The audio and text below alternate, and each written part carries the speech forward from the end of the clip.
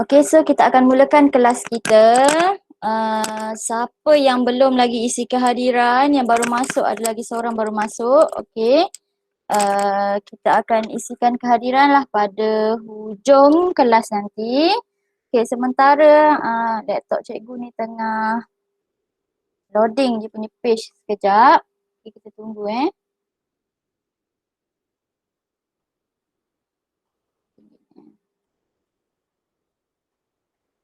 Okey, so hari ini kita akan masuk 1.4 iaitu sel elektrolisis. Okey, seperti yang cikgu beritahu pada kelas yang lepas pada hari Rabu, okey, kita dalam tajuk ini ialah bila kita belajar sel kimia dan sel elektrolisis, dalam tajuk ini kita perlu bandingkan, okey, apa beza sel kimia dengan sel elektrolisis. Okey, kemudian kita tengok dulu standard pembelajaran dalam tajuk ini. Apa yang kita akan belajar ialah yang pertama, kita perlu menghuraikan elektrolisis. Apa itu elektrolisis? Okey, apa bezanya dengan sel kimia? Okey, yang kedua, menghuraikan elektrolisis sebatian lebur. Okey, sebatian lebur. Maksudnya apa itu leburan? Molten tu maksudnya kalau kita ada sesuatu pepejal sebatian ion yang dalam bentuk pepejal, okey, kita perlu leburkan dia dalam bentuk leburan, barulah kita boleh buat elektrolisis. Okey, kemudian yang ketiga, menerangkan faktor-faktor yang mempengaruhi elektrolisis ke larutan aqueous. So ada dua di sini Elektrolisis yang pertama elektrolisis sebatian lebur, molten compound. Okay, yang kedua ialah elektrolisis aqueous solution. Betul, ada dua. Okey, dan yang keempat, ada banyak sikit dalam tajuk ni, panjang juga. Okey, membandingkan sel kimia dan sel elektrolisis. Okey, dan yang kelima, yang ini kalau sempat kita cover hari ni, kalau tak sempat kita akan bawa ke next class. Menghuraikan, okey, proses penyaduran. Apa tu penyaduran? Electroplating. Maksudnya kalau kita ada sesuatu, contohnya sudu besi, okey, tak cantik kan besi, senang berkarat. So kita nak sadur dia. Katakan kat rumah kamu, kamu semua nak dalam bentuk emas. Contohnya, okey, nak emas. Okay, so kita sadurkan emas di kawasan luar sudu besi kita tu. Okey, nama proses itu adalah penyaduran. Okey, kemudian kita nak tulenkan logam secara elektrolisis melalui aktiviti. Okey, logam-logam yang tak tulen maksudnya ada bercampur dengan logam lain tu kita boleh elektrolisiskan untuk dapatkan logam tulen. Okey, so sebelum masuk tajuk itu, okey, masuk tajuk yang kita bincangkan tadi tu, okey, kita kena tahu dulu apa itu elektrolit. Okey, sebelum ini kita 1.3 iaitu tajuk sel kimia. Kita dah masukkan, cikgu dah sebut elektrolit. Apa itu elektrolit? Okey. Elektrolit dan bukan elektrolit. So, elektrolit ialah bahan yang dapat mengalirkan arus elektrik dalam keadaan lebur. Okey, molten ataupun larutan aqueous. Apa maksud larutan aqueous? Siapa tahu apa maksud larutan aqueous? Apa maksud dia, Gerald? Jawab. Apa itu larutan aqueous? Okey, campur air. Okey, kita campurkan dengan air. Ada air. Apa maksud ada air? Kalau kita sebut larutan aqueous, automatik kita ingat air. Maksudnya dalam tu ada tambahan ion iaitu H plus dan OH minus. Okey, kenapa H plus dan OH minus? Kerana H plus dan OH minus itulah compound ataupun ion yang membentuk air. Okey. Dan elektrolit ini boleh mengalami perubahan kimia. Bukan elektrolit, ialah bahan yang tidak mengalirkan arus elektrik dalam semua keadaan. So dalam keadaan apa pun, dalam molten ke, dalam keadaan aqueous ke, dia tidak boleh mengalirkan arus elektrik, kita panggil dia bukan elektrolit. So, ini adalah pengelasan bahannya. Sama ada elektrolit ke bukan elektrolit. So, bahan, bukan elektrolit dulu. Kita tengok apa itu bahan bukan elektrolit. Iaitu bahan yang tidak boleh mengalirkan arus elektrik dalam apa keadaan, leburan ke aqueous ke. Ia adalah semua jenis sebatian kovalen. Apa maksud sebatian kovalen?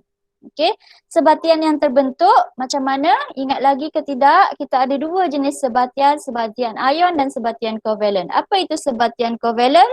Okey, terbentuk apabila elektron itu dikongsi antara dua atom yang berlainan ataupun yang sama pun boleh. Okey, berkongsi elektron. Okey. Biasanya antara apa? Bukan logam dan logam. Dia biasanya adalah antara bukan logam dan bukan logam. Okey. Non-metal dan non-metal. Bukan logam dan bukan logam berkongsi elektron. Okey, so kenapa sebatian kovalen tidak boleh mengalirkan arus elektrik? Okay, ataupun kita namakan dia sebagai bukan elektrolit. Okay, kerana dia wujud sebagai molekul. Okey, kita sharing elektron. Contohnya apa kalau bukan sebatian kovalen ini? NH3. Okey, amonia contohnya. Okey, NH3 wujud sebagai molekul, dia tidak ada ion yang bebas bergerak. Okey, so untuk syarat elektron mengalir atau mengalirkan arus elektrik ini, nak mengkondaksikan arus elektrik, mesti dalam bentuk ion yang bebas bergerak. Okey. So kita tengok apa itu bahan-bahan elektrolit. Okey, boleh jadi sebatian ion yang kita belajar, sebatian yang terbentuk apabila satu atom menderma dan satu atom menerima elektron. Betul tak? Okey. Antara siapa? Logam dan bukan logam. Okey. Sebatian ion boleh jadi dalam dua bentuk, sama ada pepejal ataupun leburan atau aqueous. Okey, kalau sebatian itu dalam bentuk pepejal, okey, tidak mengkondaksikan elektrik, tak boleh mengkondaksikan elektrik. Kerana ion, okey, ion-ion itu berada di dalam struktur kekisi ion. Okey, kalau kamu masih ingat di dalam buku tingkatan 4, okey, di bahagian belakang tu dia ada gambar struktur kekisi ion. Okey, dan struktur itu adalah ion yang tidak bebas bergerak. Okey, sebaliknya kalau sebatian ion itu mesti dalam bentuk leburan atau aqueous, barulah elektrolit ini boleh mengkondaksikan elektrik. Okey, kerana terdapat ion yang bebas bergerak. Okey, kemudian elektrolit yang kedua adalah jenis asid dan alkali. Okey, sambungannya kat bawah ni. Okey, ada dua syarat juga. Asid dengan alkali ni kalau tanpa kehadiran air pun juga tidak boleh mengkondaksikan elektrik. Okey, kerana tiada ion yang bebas bergerak. So, asid dengan alkali ni mesti dengan kehadiran air. So, asid dan alkali akan mengion dalam air. Ingat lagi tak ionization? Okey, pengayonan asid dan alkali di dalam air untuk menunjukkan sifatnya H+, betul? OH- mesti ada air. Okey, kalau tak ada air dia tidak boleh menunjukkan sifat asid dan juga alkali. So, bila dengan kehadiran air, alkali dan asid akan mengion dalam air, maka ion-ion akan bebas bergerak dan boleh mengkondaksikan elektrik. Okey. Okey.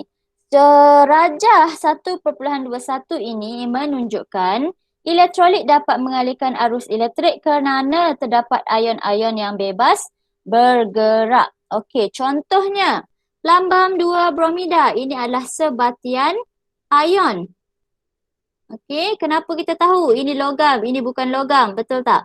Okey, kemudian sebatian ion ini mesti dalam bentuk leburan. Okey, molten compound. Okey, kita meltkan dia, maksudnya apa ni ha? Bila kita panaskan dia, dia akan melebur. Okey, bila melebur itulah ada ion-ion yang bebas bergerak. Nampak tak? Pb2+, Br- dia bebas bergerak. Okey, kemudian dapatlah mengalirkan arus elektrik. Okey.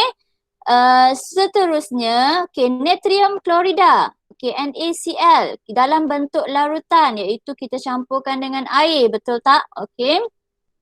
So, celupkan dengan dua jenis elektrod karbon, okay, maka dia akan mengalirkan arus elektrik. Okay, kerana terdapat ion-ion yang bebas bergerak. Okay, nampak tak kat sini? Di dalam larutan natrium klorida, dalam ini bukan sahaja ada Na dan juga Cl minus. Okey, tetapi wujud juga air iaitu H plus dan juga OH minus. Okey. Okey, ini adalah perbandingan konduktor dan elektrolit. Okey, bila kita sebut boleh mengalirkan arus elektrik, kita teringat perkataan konduktor, betul tak? Okey, kita tahu konduktor boleh mengalirkan arus elektrik, tapi apa bezanya konduktor dan elektrolit? Okey, konduktor ialah bahan yang boleh mengkonduksikan elektrik dalam keadaan pepejal, betul tak? Konduktor boleh jadi logam, logam boleh mengalirkan arus elektrik. Okey, dan leburan, tetapi konduktor tidak mengalami perubahan kimia. Okey, contohnya sudu besi kita pegang letak tempat panas, betul tak? Okey, kita rasa ada haba yang mengalir. Tapi sudu besi itu tak berlaku apa-apa kepadanya, tidak berlaku perubahan kimia. Okey, tetapi kalau elektrolit boleh mengkonduksikan elektrik dalam keadaan leburan dan aqueous dan mengalami perubahan kimia. Okey, ada perubahan-perubahan yang berlaku, ada hasil yang dikeluarkan nanti. Okey. Perbezaan yang kedua, okey, bahan mengalirkan arus elektrik tanpa mengalami penguraian iaitu konduktor. Okey, boleh mengalirkan arus elektrik tanpa mengalami penguraian. Manakala elektrolit pula mengalirkan arus elektrik dan mengalami penguraian kepada juzuk unsur-unsurnya. Okey, maksudnya contoh tadi, air, okey, dia akan terurai kepada H plus dan OH minus, itu maksud cikgu. Okey, kalau kita guna logam untuk sebagai konduktor saja, dia tak terurai. Okey, contoh yang ketiga, apa beza yang ketiga? Boleh mengalirkan arus elektrik kerana terdapat elektron yang bebas bergerak di dalam konduktor. Okey, konduktor elektrik, okey, mengalirkan arus elektrik kerana elektronnya bebas bergerak. Tetapi kalau kita nak terangkan di dalam elektrolit, okey, elektrolit dapat mengalirkan arus elektrik kerana terdapat ion-ion yang bebas bergerak. Okey, yang keempat, okey, kekonduksian elektrik semakin berkurang apabila suhu semakin meningkat di dalam konduktor. Maksudnya bila suhu semakin tinggi, okey, proses nak mengkonduksikan elektrik itu semakin berkurang. Okey, tetapi di dalam elektrolit, bila suhu makin meningkat, semakin tinggi kekonduksian elektrik. Okey, salah, ini semakin ke bawah lah. Okey. Suhu semakin meningkat, temperature semakin tinggi, okey, kekonduksian elektrik semakin lemah. Tetapi kalau elektrolit, suhu temperature semakin tinggi, kekonduksian elektrik juga semakin tinggi. Okey, contoh lain bagi elektrolit, konduktor ialah logam dan juga graphite. Okey, dan contoh lain bagi elektrolit ialah sebatian ion serta asid dan juga alkali. Okey. Okey, Gerald. Okey, elektrolisis sebatian lebur. Kita pergi satu-satu. Ada dua cikgu cakap tadi kan. Elektrolisis sebatian lebur dan juga elektrolisis larutan aqueous. Okey, yang pertama, apa itu elektrolisis? Elektrolisis ialah proses penguraian suatu sebatian dalam keadaan lebur ataupun larutan aqueous kepada juzuknya. Okey, apabila arus elektrik mengalir melaluinya. Maksudnya ialah proses kita uraikan suatu sebatian. Contohnya tadi plumbum bromida tu kan. Kita urai, kita nak pecahkan kepada PB dan Br minus tadi. Okey, kita nak pecahkan kepada unsur-unsur juzuknya. Okey, dengan cara mengalirkan arus elektrik. Okey, so dekat sini, gambar dekat sebelah ni nampak tak? Okey, kita gunakan elektrolisis, menggunakan elektrik. Okey, untuk elektrolisis. Okey, maksudnya mesti ada apa? Bateri, ni wajib Okey, apa beza dengan sel kimia? Ingat semula, sel kimia tak guna bateri. Itu adalah perbezaan pertama yang kita nampak terus bila kita tengok. Okey. Sel kimia, kita cuma celupkan dua logam yang berlainan, betul tak? Di dalam satu larutan elektrolit, okey? Dan kita letak ke atas ni voltmeter ataupun galvanometer untuk tengok pesongan jarum. Kita tak perlu bateri kerana kita menggunakan sel kimia, tenaga kimia untuk tukar kepada tenaga elektrik. Tetapi di dalam proses elektrolisis ini kita guna bateri, kita guna elektrik, okey, untuk menguraikan unsur-unsur di dalam sesuatu sebatian. Okey, so molten lead bromide, okey, plumbum PbBr2, plumbum bromida. Okey, dan elektrodnya nampak kat sini, okey, dia akan guna elektrod yang sama, ada yang sama, iaitu dia kalau yang lengai kita guna biasanya elektrod karbon. Atau karbon lah, okey, elektrod karbon. Okey, seterusnya lagi, elektrolisis sebatian lebur molten. Okey. Okey, apabila arus elektrik dialirkan melalui elektrolit, okey, ion-ion bebas bergerak. Okey, apabila arus elektrik, ingat kita on saja switch, okey, elektrolit, arus elektrik mengalir melalui elektrolit, ion-ion akan bebas bergerak. So, anion iaitu ion negatif bergerak ke anode. Dan cation bergerak ke kathod. Okay, katakan salah ni kan. Okay, so kena ingat kalau dalam elektrolit guna bateri. Okay. Anode, kathod. Okay. So di dalam ni contohnya tadi plumbum 2 bromida, betul tak? Ada Pb2 plus, ada Br minus. Tukar colour putih lah, takut tak nampak. Okay, ada Pb2 plus dan juga Br minus. So macam mana kita katakan ion ini bergerak? Dia bergerak ke elektrod-elektrod yang berbeza. Okay, so cation bergerak ke kathod. Okay, salah. Kathod kat sini. So, cation bergerak ke kathod. Okay, anion, okay, yang charge-nya negatif bergerak ke anode. Okay, itu kena ingat dulu. Anion, anode, cation, kathod. Okay. Okay. Semasa elektrolisis, mengapa mentol hanya menyala apabila plumbum bromida telah lebur? Maksudnya, kalau kita letak di dalam bekas itu adalah plumbum bromide yang masih dalam bentuk pepejal. Okay, dan kita on switch sampai kita panaskan sampai plumbum bromida itu bertukar menjadi lebur. Okay, kemudian mentol itu hanya akan menyala bila plumbum bromida itu sudah melebur. Okey, kalau dia masih dalam bentuk pepejal, kita tak nampak arus elektrik mengalir. So kita boleh sahkan dengan cara letak mentol.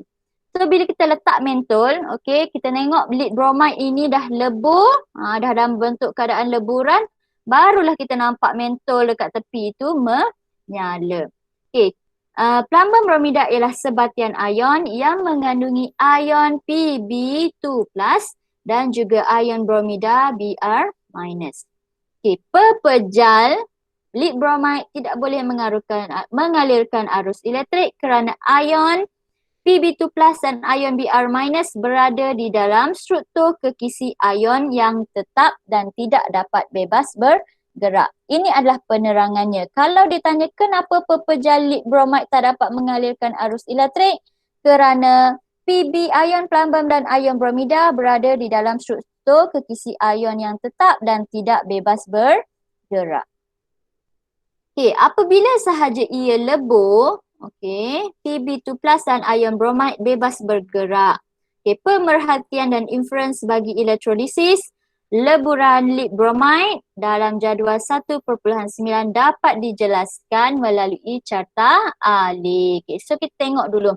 Ini adalah setup diagram untuk elektrolisis plumbum bromida lebur.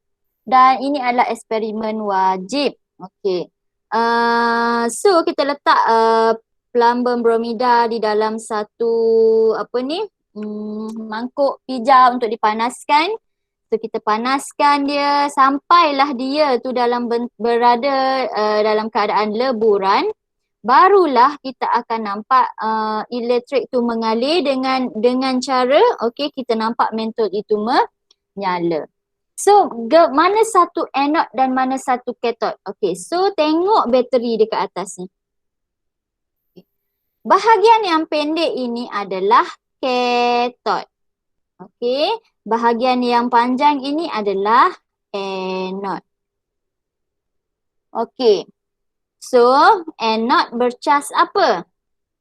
Positif. Kathod bercas negatif. Okey. So, bila kita dah ingat dulu yang ini, yang pertama yang kamu kena ingat, di dalam sel elektrolisis, cikgu cerita sel elektrolisis ni dulu. Okay, so macam mana pergerakan ion? Okay, so nampak dibesarkan kat sini.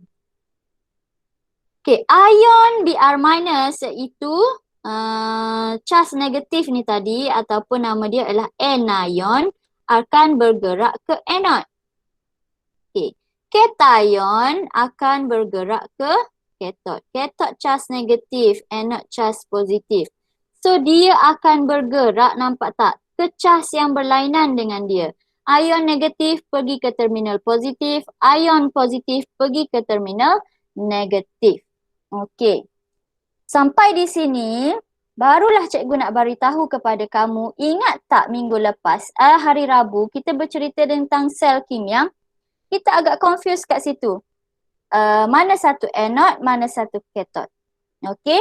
So, bezanya di dalam sel kimia, beza dengan sel kimia, anode sel kimia ialah terminal negatif. Okay, dan kathod sel kimia, ini cerita sel kimia, terminal positif. Okay, dia terbalik antara sel kimia dan sel elektrolisis. Tetapi apa persamaannya? Okay, ada persamaannya kerana asal sahaja nama dia ialah anode. Okay, kedua-dua anode sama ada di dalam sel kimia dan sel elektrolisis, kedua-duanya ialah menjalankan proses oxidation. Okay, anode mengalami pengoksidaan. Okay, tetapi dua-dua anode di sel kimia pun mengalami pengoksidaan. Okey, kita kata anode mengalami pengoksidaan. Okey, cuma anode pada sel kimia ialah terminal negatif. Tapi anode pada sel elektrolisis jadi terminal positif. Okey. Okey, so kita pergi seterusnya sambungan. Okey. Okey, pemerhatian. Apa yang berlaku kepada eksperimen plumbum bromida tadi, plumbum 2 bromida. Okey, gas perang terbebas pada anode. Okey, pepejal kelabu terbentuk pada kathod. Okey, so kita tengok semula. Okey, di bahagian terminal positif ini, okey, terminal positif, ini terminal negatif, betul tak? Okey, pada terminal positif ini, ion bromide akan tertarik kepadanya. Okey, ion bromida akan pergi kepada terminal positif. So, apa yang berlaku? Okey, nanti Br minus ini akan menghasilkan pepejal perang. Okey, pepejal perang. Iaitu pepejal perang pula. Gas perang. Okey, gas bromida. Gas bromin. Okay, dan plumbum di sini Pb2 plus ini akan membentuk pepejal. Okey, iaitu pepejal plumbum. Okey, warnanya ialah kelabu. Logam plumbum terbentuk. Okey, so kita tengok macam manalah terhasilnya gas bromin dan juga logam plumbum tadi. Okey. So, leburan plumbum 2 bromida, kenapa kita buat elektrolisis? Balik semula, proses elektrolisis ialah cara kita untuk menguraikan kan? Kita nak uraikan Okey, sebatian kepada juzuk-juzuknya, komponen-komponennya. Okey, juzuk-juzuknya. Okey, so maksudnya daripada sebatian PbBr2 ni kita nak uraikan kepada Pb dan juga Br. Okey, so apa yang berlaku? Ion bergerak ke anod, iaitu anod yang casnya ialah positif, kathod ialah cas negatif. Ion bromida akan bergerak ke anod. Okey. So setengah persamaan, ion bromida apa yang berlaku? Okey. Menderma elektron akan membentuk logam pula, gas bromin. Okey. Dan di sebelah ion plumbum ini, di sebelah kathod, okey, ion plumbum akan bergerak ke kathod. So Pb akan menerima elektron, akan membentuk logam plumbum. So ingat di sebelah anod ini, cikgu cakap sebelah anod ini mesti mengalami apa? Okey, mesti mengalami pengoksidaan. Okey, oxidation. Okey, losing electron. So sebelah ini akan mengalami, sebelah kathod sentiasa mengalami penurunan. Okey, bila persamaan, setengah persamaan half equation je, so kita nampaklah kat sini Br2 ini maksudnya gas perang dibebaskan. Pemerhatian yang kita nampak pada bahagian anod, okey, contohnya kat sini, kalau gas perang dibebaskan, biasanya kita akan letakkan apa? Test tube terbalik macam tu. So kita nampak gas perang tu dibebaskan macam tu. Dan di sebelah kathod pula, kita akan nampak pepejal pepejal kelabu akan terbentuk. Okey, nak menunjukkan itu adalah plumbum yang terbentuk. So nama hasil bromin iaitu Br2, nama hasil pada kathod ialah plumbum. Okey, penerangan pembentukan hasil pada anod. Okey, dua ion bromida membebaskan dua elektron membentuk molekul bromin. Asalnya Br minus, okey. Macam tu, campur elektron, okey, so letak dua. Dua ion bromida membebaskan dua elektron, okey, membentuk molekul bromin. Dan di sebelah kathod pula, ion Pb2+ menerima elektron, okey, dua elektron membentuk logam plumbum. Okey, so jenis tindak balas pada anod tadi cikgu cakap mesti oxidation iaitu losing elektron. Dan sebelah kathod, okey, mesti adalah reduction iaitu gain elektron. Okey, 10. Satu masa lagi. Okey, faktor yang mempengaruhi hasil elektrolisis larutan aqueous. Okey, elektrolisis juga berlaku apabila larutan aqueous dialirkan melalui arus elektrik dialirkan melalui larutan aqueous. Dalam larutan aqueous, selain daripada ion dan zat terlarut, okey, hidrogen dan hidroksida juga hadir, okey, kerana terhasil daripada penceraian separa air, okey. Partial ionization dalam air kan. Okey, bagaimana kita menentukan jenis ion akan dinyah cas pada anod dan nyah cas pada kathod. Okey, terdapat 3 faktor yang mempengaruhi pemilihan ion. Okey, so kalau kita sebut tadi elektrolisis dalam keadaan leburan, dia agak simple. Dia hanya ada dua sahaja ion yang kita kena pilih. Okey, dan kita tahu cikgu dah terangkan kepada kamu. Okey, contohnya ion Pb2+ dia akan bergerak, okey, ke terminalnya mesti negatif. Cas yang berbeza. Okey, nama terminal negatifnya adalah kathod. Okey, dan ion bromide tadi mesti bergerak ke terminal positif yang namanya adalah anode. Ini dalam sel elektrolisis. Okey, ini sahaja yang berlaku di dalam sel elektrolisis leburan. Kita tak perlu fikir cas ion-ion yang berbeza. Ya, betul. Tetapi kalau di dalam larutan aqueous ada banyak faktor yang boleh mempengaruhi hasil yang kita akan tengok di dalam elektrolisis itu. So, kita panggil dia ialah faktor yang mempengaruhi pemilihan ion untuk dinyah cas di elektrod. So, kalau leburan, dia tak perlu fikir panjang. Okey, Br akan pergi ke anode, okey, cas positif akan pergi ke kathod. Itu je. Tapi di dalam aqueous, kita akan tengok ada faktor-faktor yang mempengaruhi pemilihan ion. Okey, pemilihan ion untuk dinyah cas. Apa maksud dinyah cas? Buang cas. Tadi nampak tak? Br minus buang cas jadi gas bromin. Okey. Pb2 plus buang cas jadi logam plumbum. Okey, kita sebut ion dinyah cas di elektrod. Okey, apa yang mempengaruhi? Yang pertama, nilai elektrod PY. Okey. Yang kedua, kepekatan larutan yang kita guna. Kenapa ada beza kepekatan? Kerana di dalam larutan aqueous wujud H plus dan OH minus. Maksudnya ada air. Kalau larutan yang kita guna tu lebih pekat, apa efek dia? Macam tu. Kemudian boleh jadi juga jenis elektrod yang kita guna. Kalau di dalam elektrod leburan tadi, kita guna elektrod karbon sahaja, okey, karbon lengai, dia tidak mempengaruhi eksperimen. Tapi kalau kita tukar elektrod itu kepada logam lain, itu akan mempengaruhi pemilihan ion untuk dinyah cas. Okey, kita pergi dulu satu-satu.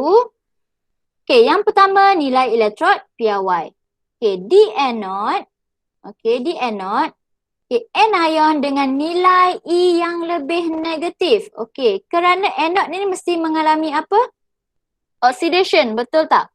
Siapa yang berkecenderungan untuk mengalami oxidation? Okey, anion dengan nilai yang lebih negatif ataupun kurang positif, okay, dalam siri keupayaan elektrod PY akan lebih mudah dicas dan dioksidakan. Ingat tak? Dekat atas dalam siri keupayaan elektrod PY ataupun nilainya adalah lebih negatif, kita senang pilih untuk dioksidakan. So di anode ini carilah nilai yang lebih lebih negatif. Okey. Di kathod, okey, yang mengalami reduction tadi, okey, cation dengan nilai yang lebih positif, maksudnya yang berada lebih bawah. Okey, cas dan nilai E dia adalah positif. Kita pilih untuk proses reduction. Okey. Akan lebih mudah dinyah cas dan diturunkan. Okey, kita pilih untuk dinyah cas dan diturunkan.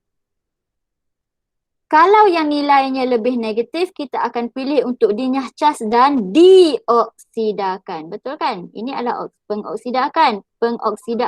Okey.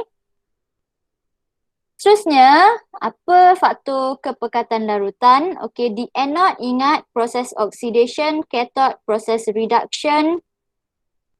Okey. Bagaimana kepekatan larutan mempengaruhi?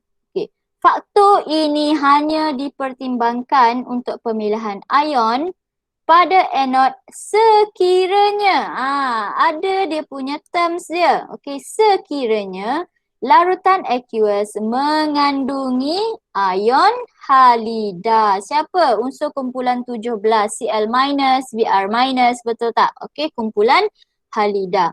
Okay, kerana ion halida mempunyai kepekatan lebih tinggi di dalam elektrolit dan akan dinyah cas pada anode walaupun nilai ion halida lebih positif. Okay, kalau kita tengok ion halida dia lebih ke bawah, lebih positif nilainya, sepatutnya dia akan dinyah cas di kathod. Tetapi disebabkan oleh kepekatannya yang lebih tinggi, asal ada saja ion halida, okey, ion halida akan dipilih ke anode. Okey. Kemudian di kathod pula, cation dengan nilai yang lebih positif, okey, akan lebih mudah dinyah cas dan diturunkan. Pilih macam seperti biasa, nilai E yang lebih negatif. Okey, lagi bawah. Kedudukannya berada di rendah, dipilih di katot. Okey, tetapi di anode ini, kalau kita tengok ada sahaja ion halida, klorida, bromida, iodida. Okey, contohnya klorin dengan OH minus. Siapa yang akan dipilih untuk dinyah cas? Pilih klorin dulu. Okey, macam tu.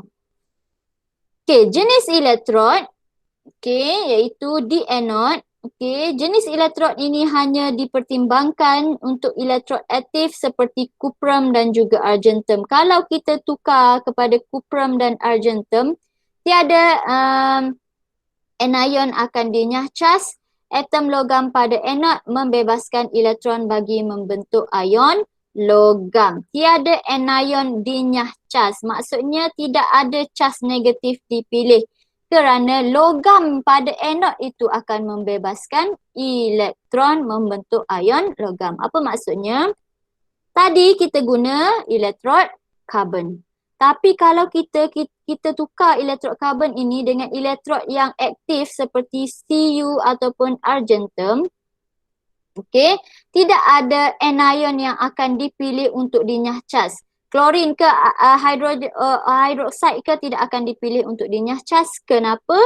Kerana logam ini yang akan membebaskan elektron membentuk ion logam. Okey, kuprum. Okey, katot. Okey, katot tidak ada masalah. Dia pilih benda yang sama saja. So, elektron yang lebih positif akan dipilih untuk dinyah cas ataupun diturunkan. So, kesimpulannya dekat sini, untuk faktor-faktor yang mempengaruhi pemilihan ion untuk dinyah cas ini, dia lebih kepada elektrod di sebelah anode. Okey, anode cell. Okey, yang bercas dalam ini bercas apa? Positif. Okey, di dalam sel elektrolisis bercas positif di mana proses pengoksidaan yang berlaku. Okey, tengok ceritanya. Okey, so ini adalah elektrolisis larutan kuprum 2 sulfat. So, apa yang perlu? Yang pertama, senaraikan semua ion yang hadir. So, tulis dulu dalam kuprum 2 sulfat ada apa? Cu2+, SO4 2 minus. Lagi, larutan ada apa? Mesti ada H plus dan OH minus. Okey, itu langkah pertama. Langkah kedua, semak mana anode, mana katot. Tengok bateri. Okey, bateri. Di sebelah bateri pendek ini namanya katot, di sebelah bateri yang panjang ni namanya anode. Okey, tulis cas dia dekat sel elektrolisis ni, negatif, positif. So, di dalam larutan ini kita tahu ada 3 jenis ion tadi. Ion mana yang akan, apa tadi perkataannya dia sebut? Bergerak. Okey, ion mana yang akan bergerak ke katot, ion mana akan bergerak ke anode. So, sebab ini cas positif, so ion-ion yang akan bergerak ke anode ialah yang bercas negatif. Ni OH minus dan juga SO4 2 minus. Nampak tak gambarnya kat sini? Digambarkan OH minus ini akan bergerak ke elektrod anode. Okey, SO4 2 minus ni akan bergerak juga ke elektrod anode. Okey, so di katot iaitu cas negatif, ion-ion yang akan bergerak ke cas positif ialah ion-ion yang bercas positif ni lah, iaitu Cu2+ dan juga H+ akan bergerak ke katot. Okey. So di sini itu step kedua. Barulah kita akan tengok ion mana yang akan dinyah cas. Ion mana yang akan dipilih. So dekat sini ada 2 kemungkinan. Di anode ada OH minus, SO4 2 minus. Kalau di sebelah katot ada Cu2+, ada H+. Hanya satu sahaja anion akan dipilih untuk dinyah cas. Okey. So apa yang berlaku? Okey, jadual menunjukkan inference yang dijalankan selepas beberapa minit. So, apa yang berlaku? Siapa yang akan dipilih untuk dinyah cas? Okey. Gelembung warna tidak berwarna akan dibebaskan di anode. So di anode kita akan pilih OH minus. Kenapa kita nak pilih OH minus? Kita tengok nilai keupayaan elektrod piawai yang lebih apa? Lebih positif. Betul tak? Okey.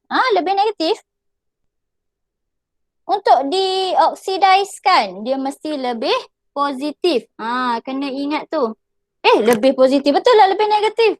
Betul Irene. Lebih negatif cikgu yang pening. Okey, lebih negatif. Apa maksudnya? Berada lebih tinggi. Betul Irene. Thank you. Okey. Kemudian, so siapa yang lebih negatif, kita akan nampak OH minus. Nanti cikgu kat sini tak adalah pula ditunjukkan dia punya senarai tu. Okey. Kemudian, di sebelah katod antara siapa tadi? Cuprum Cu2 plus dan H plus, kita akan tengok nilai E-nya lebih positif, iaitu yang berada lebih bawah di dalam nilai elektrod piawai. Dia dah tulis kat sini. Okay, so tengok slide ni lah. Okay, kita tengok ni dulu. Nilai elektrod piawai suatu anion dan cation menentukan tindak balas yang berlaku di elektrod. So di anode, okey, keupayaan elektrod piawai sel setengahnya, nilai E piawai dia. Okey, untuk O, okey, oksigen, okey, kita akan nampak nilainya 0.40. Okey, SO4 2 minus, positif 2.01. So, kita nak tengok tadi cikgu cakap kena pilih lebih negatif. So, nilai dia sekarang positif. Macam mana kita nak buat tu? Okay, maksudnya kita kena pilih siapa berada lebih tinggi. Betul tak? Okay. Apa maksud lebih tinggi? Semakin ke bawah semakin positif. Semakin ke atas semakin negatif. Okay, maksudnya semakin positif itu di bawah. SO4 2 minus tu berada di bawah. Okay, so kita pilih oksigen yang berada lebih atas. Okay, di katod pula cikgu cakap nilai elektrod piawai dia mesti lebih positif atau berada lebih bawah. Okay, so kalau H, nilai elektrod piawai ingat tak? H ialah elektrod piawai hidrogen. Nilai dia adalah kosong. Okay, dan cuprum ialah positif 0.34. So, pilih yang lebih bawah. So, apa yang berlaku dekat sini di katod logam cuprum akan dibebaskan. Di anode kita akan nampak, okay, gas oksigen yang dibebaskan. Okay, itu yang pertama. Yang kedua, kenapa dia tulis terbalik? Okay. So di anode, kita kan cerita tentang oxidation. Okay. Bila kita cerita tentang oxidation, kita mesti letak anionnya berada di belakang. Okay. Ni, dia terbalikkan. Kalau kita tengok dalam susunan elektrod piawai, OH minus ni berada di depan. Dia macam ni.